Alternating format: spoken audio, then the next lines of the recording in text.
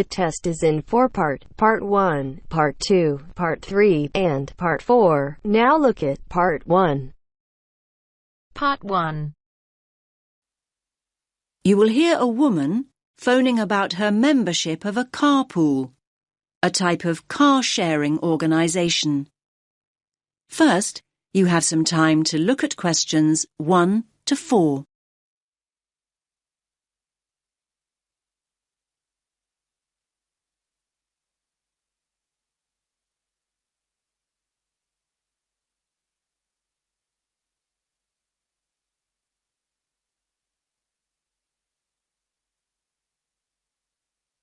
Listen carefully to the first part of the conversation and answer questions 1 to 4.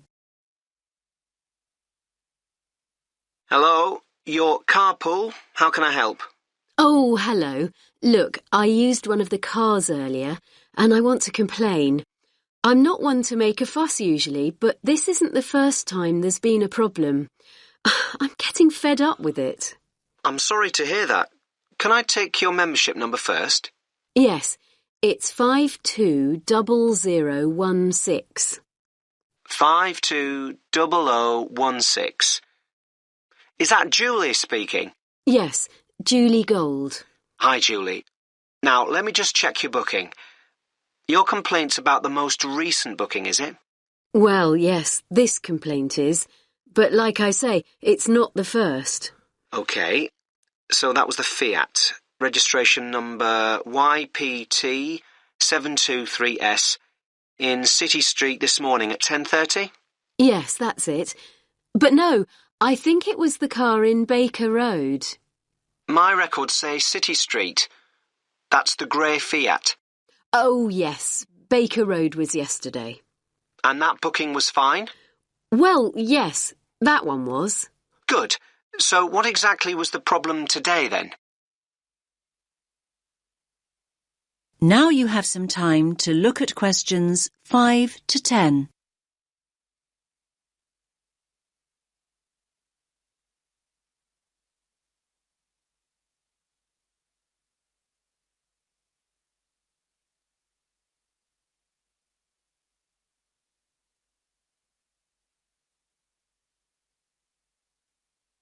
Now listen to the rest of the conversation and answer questions 5 to 10.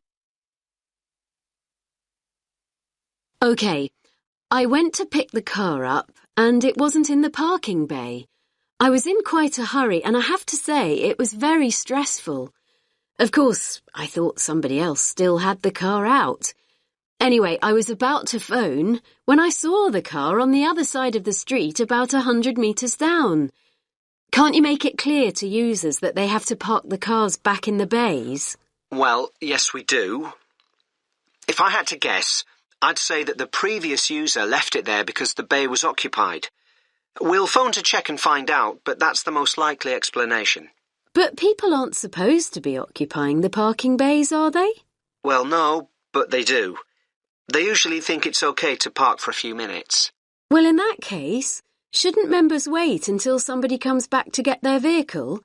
I mean, in that situation, I always hoot and keep on hooting to alert the car owner to the fact I'm there and that I expect them to move.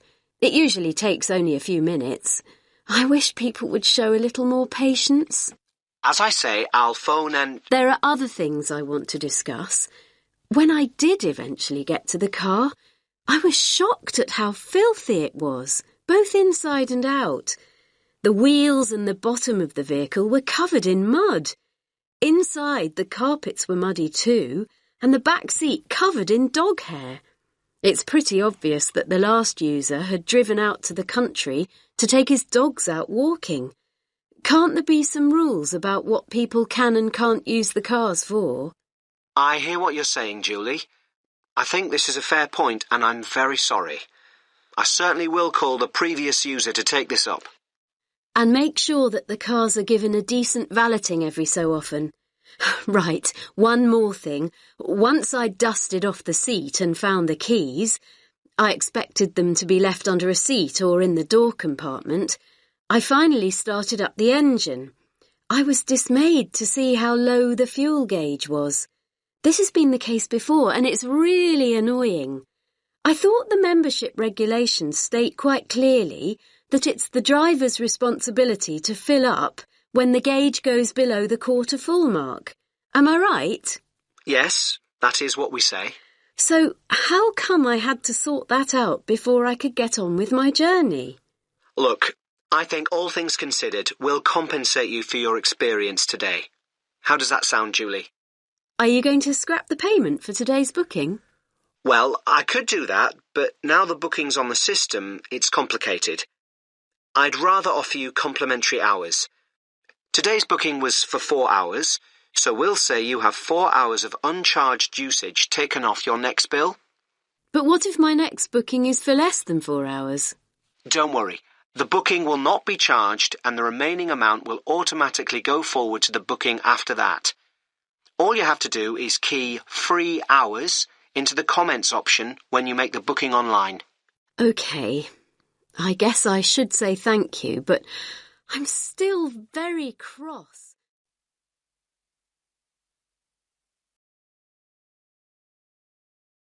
That is the end of part 1. You now have half a minute to check your answers.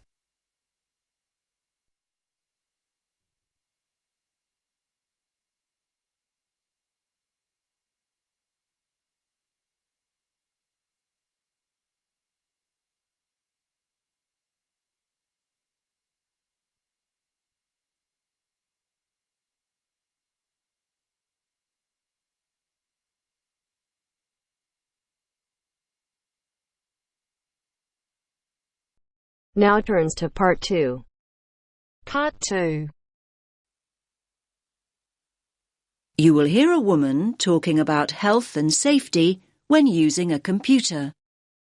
First, you have some time to look at questions 11 to 17.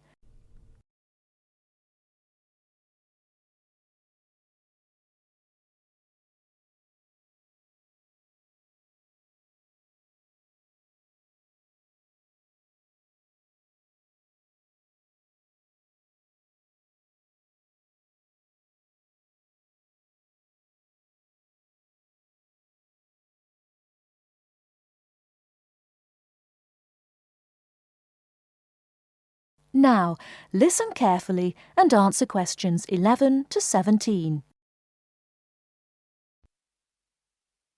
Hello everyone and welcome to the second session on health and safety. And today we're focusing on health and safety when using a computer. Now, can you all gather round this workstation here? That's great, thanks. OK now, let's look at some equipment that is specifically designed for safe computer use. Firstly, take a look at this item here. Yes, the sloped slab in front of the keyboard. Does anyone know what it is? That's right, it's a wrist rest. And it does a lot more than take up room on your desk, I can tell you. Well, what does it do exactly? In actual fact, it's specifically designed to support your wrist when you're typing or when you're using a computer mouse. Now, the one I'm holding in my hand is made of foam rubber. Come on now, have a feel. You know you want to. Now, it's very flexible, isn't it?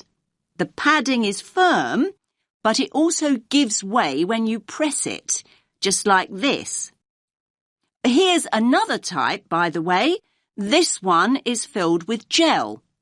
Now, like the foam rubber type, it's got a firm surface, but when you press it like this, it gives way with a little spring. However, not all wrist rests are flexible like that. Some are made from hard plastic. That doesn't sound like a comfortable support for your wrist, does it?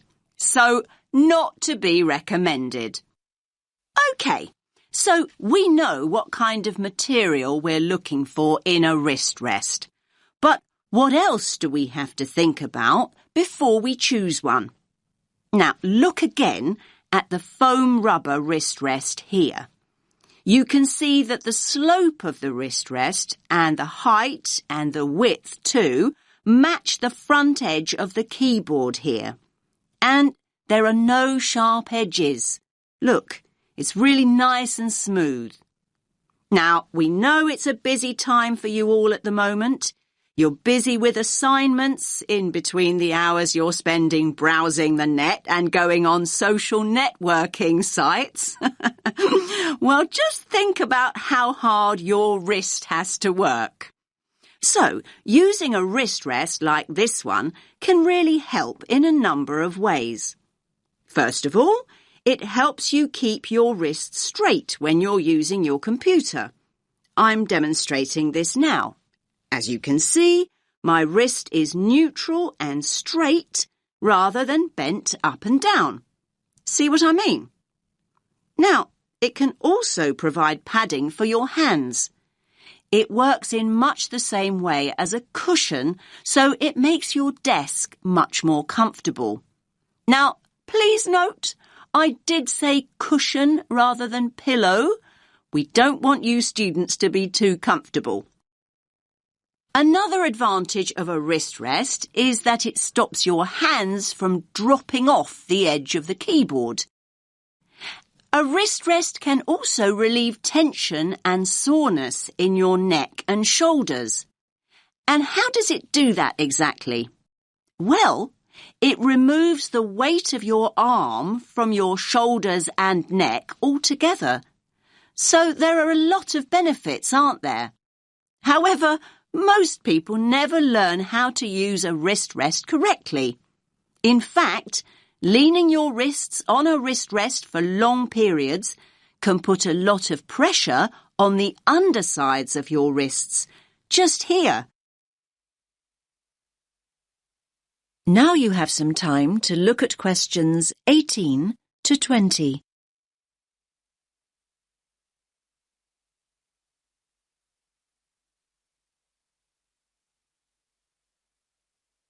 Now listen to the rest of the talk and answer questions 18 to 20. So, to make the most of your wrist rest, it's really important to follow a few basic tips. First of all, make sure you place your wrist rest approximately 1.5 inches away from your keyboard, like this. And never ever place your wrists directly on your wrist rest. Instead, place the palm or ball of your hand on the rest. And another thing, don't use the wrist rest all the time, particularly when you're typing. Instead, your hands should be on the wrist rests during break periods, so between your typing sessions. This will avoid you putting strain on your wrists and fingers. Now, does anyone have any questions before we move on to computer glasses?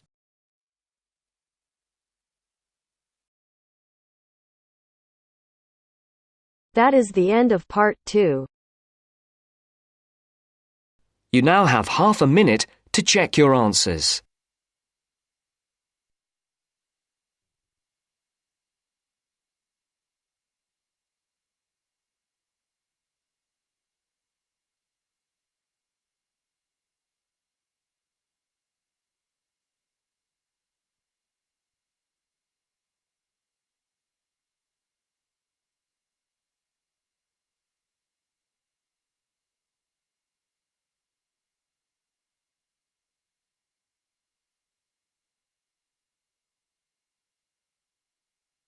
Now turns to part 3.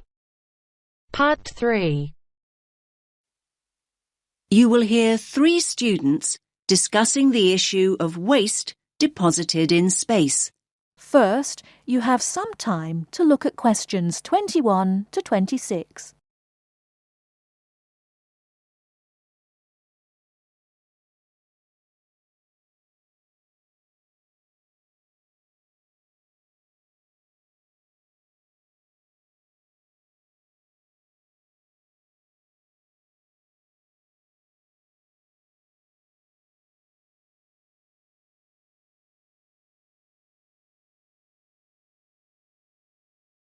Now listen carefully and answer questions 21 to 26. Hey, did you manage to go to the talk by Dr. Chadwick this morning, Andy? I was there. What happened to you, Sam? My bike had a puncture. Seriously.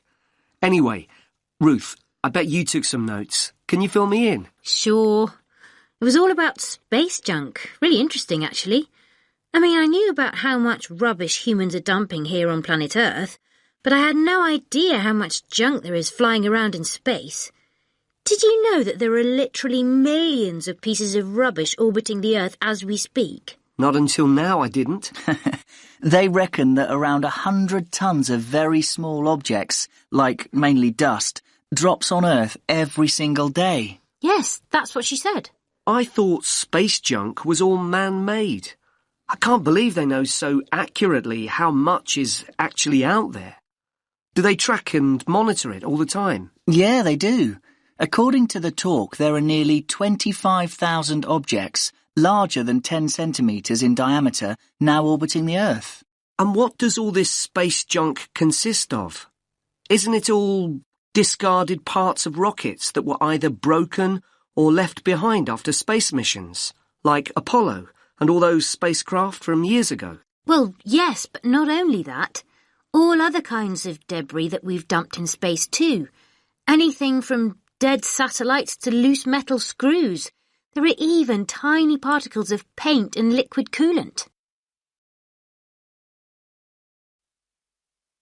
So who is to blame for depositing all this rubbish? Where does it come from? Well, I knew you were going to ask me that, Sam, so hang on. You can take some of my notes if you like. Thanks a lot. That's really helpful. Here, look. Over a third, 37% to be exact, comes from Russia. But other countries are close behind. Another third, well, just under actually, 29% is from America, and then 28% is from China. Yes, but other countries, like India, are adding to the rubbish pile. And don't forget the European Space Agency also has spacecraft in orbit. That's true. We're talking serious space junk here. Pretty serious, I'd say. So come on, what do you think are the chances of something solid dropping from space onto our heads? Good question. Everyone asked that. Dr. Chadwick said at least one piece of junk falls to Earth every single day. But look at it this way. Earth is a pretty big place, so actually the statistical chances of being hit are extremely low. You now have some time to look at questions 27 to 30.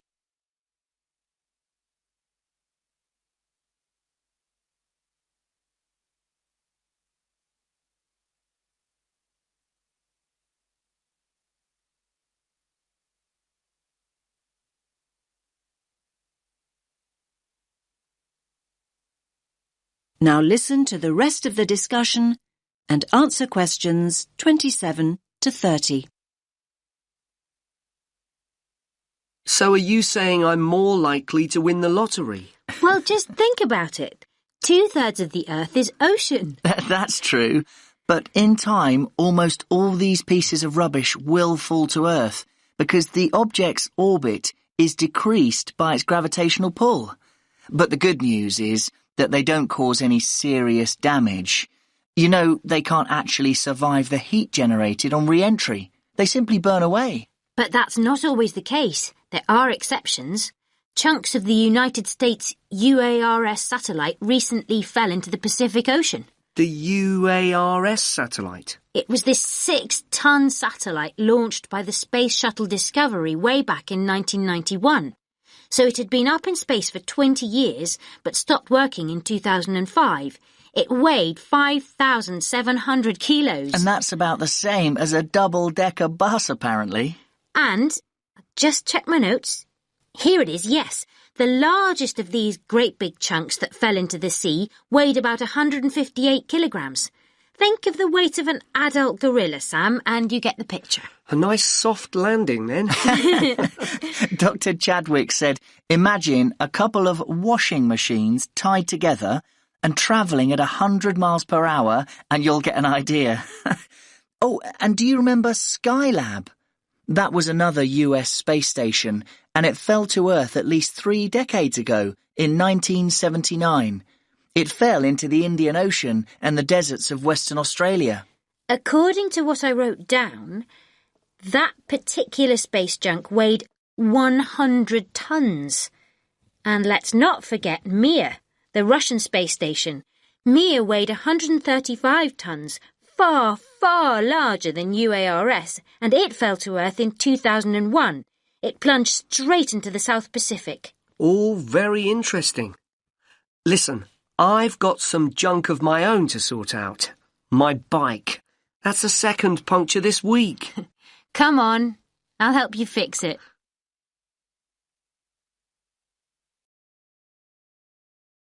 That is the end of part 3. You now have half a minute to check your answers.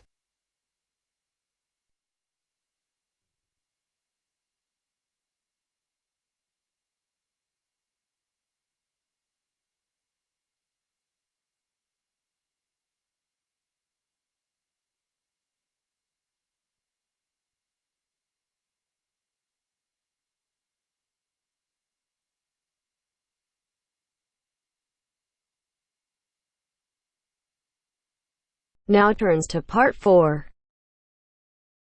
Part 4.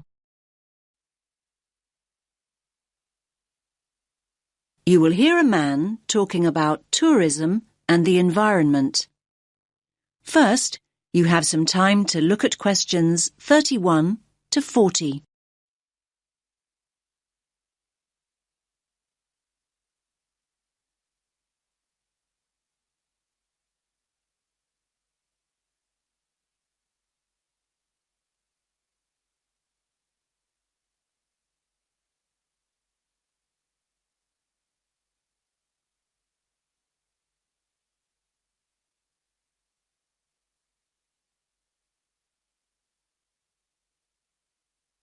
Listen carefully to the talk and answer questions 31 to 40.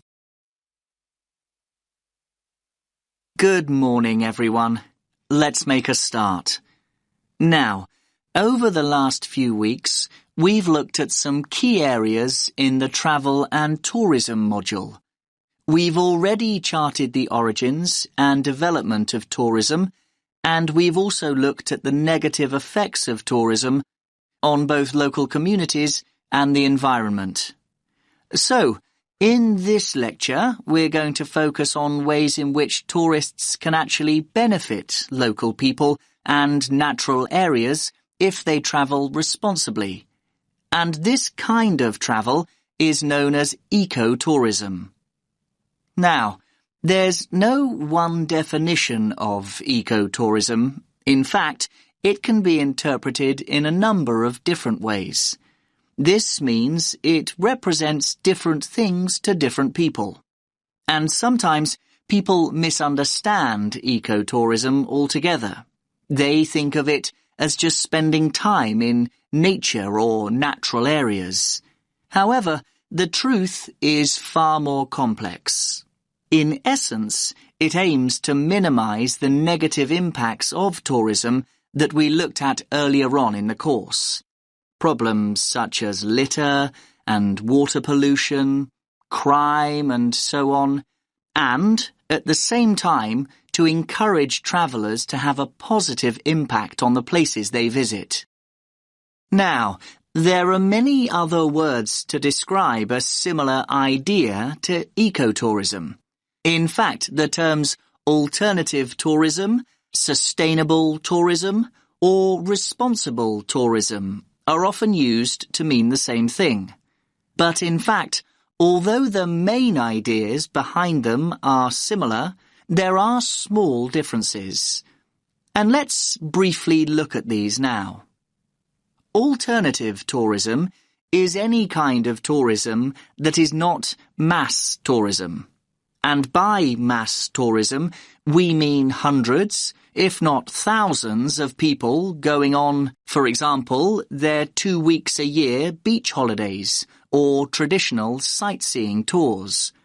Alternative tourism includes travel such as backpacking and adventure holidays. And the term alternative also includes ecotourism, which is what we are mainly focusing on today. Now, what about sustainable tourism? Sustainable tourism has the same ideals as ecotourism, but it isn't limited to natural areas. So, you can have a sustainable tourist experience in a city or a town. And then we have responsible tourism. What does that mean exactly? Now, basically, this involves acting responsibly and respectfully as a guest when we travel overseas. And what do we mean by respectful? Well, being respectful might involve asking permission to take photographs, or go into someone's home observing some of the customs of the local community, such as dress, or making an effort to learn the language. Now, ecotourism can be passive or active. So, what do we mean by passive tourism? Well, let's think of some specific examples. A passive tourist might buy their holiday package from a company that donate part of their profits to local charities. Or a passive tourist might book environmentally friendly accommodation. This means choosing to stay in a hotel which may use solar power as a source of energy, or changes sheets and towels for their guests less frequently. Now, active ecotourism's a way for people to enjoy everything that nature has to offer, and at the same time enable them to leave a positive mark on the environment. Now, this kind of ecotourist is sometimes referred to as a voluntourist. That's a combination of volunteer and tourist. You get the idea. Now, voluntourists prefer to experience a new place in an active way. And this doesn't mean sitting in a tourist bus or listening to a pre-recorded guide. Basically, they want to physically connect with the place they're visiting, and this includes connecting with humans and animals. Now, their approach to travel can make a real difference and can really benefit the places and the communities they choose to visit. Voluntourists often help local people construct and repair buildings, or it could mean being willing to help a community with nature conservation.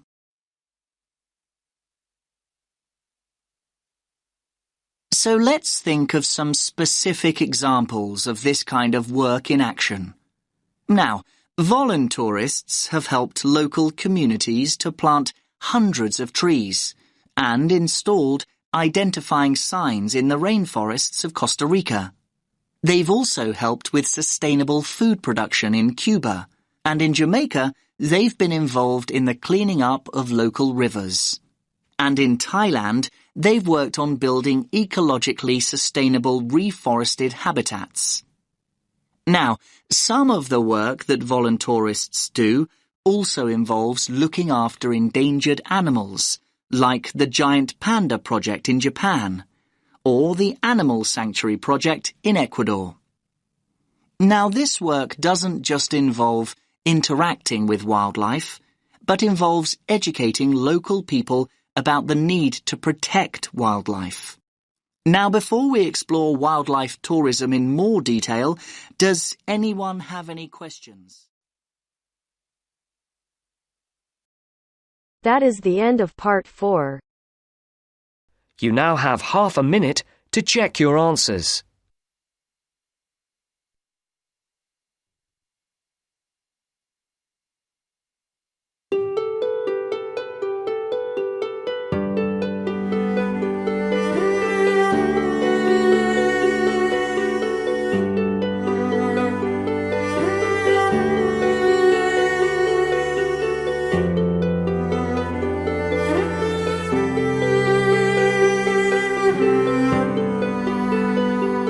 That is the end of the test. You now have 10 minutes to transfer your answers to your Ielts listening answer sheet.